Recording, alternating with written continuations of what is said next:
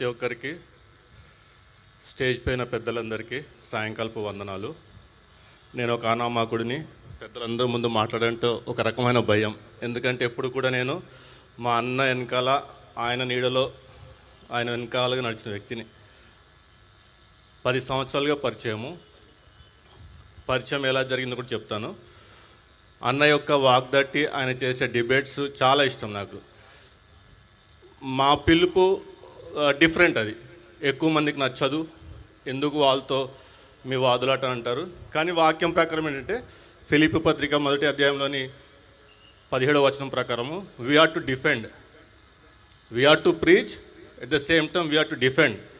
అలాగే దేవుని జ్ఞానమునకు వ్యతిరేకమైన జ్ఞానమును చెరపట్టి తుత్తునిలిగా చేసి క్రీస్తు పాదాల చెంత అప్పగించే వరకు మేము విశ్రమించమని చెప్పి తీర్మానించుకొని ఈ మార్గంలో బయలుదేరాము. 10 సంవత్సరాలుగా పరిచయంలో 2వ సంవత్సరం అర్ధరాత్రి 11ంటికి ఫోన్ చేశాడు. నవీను అని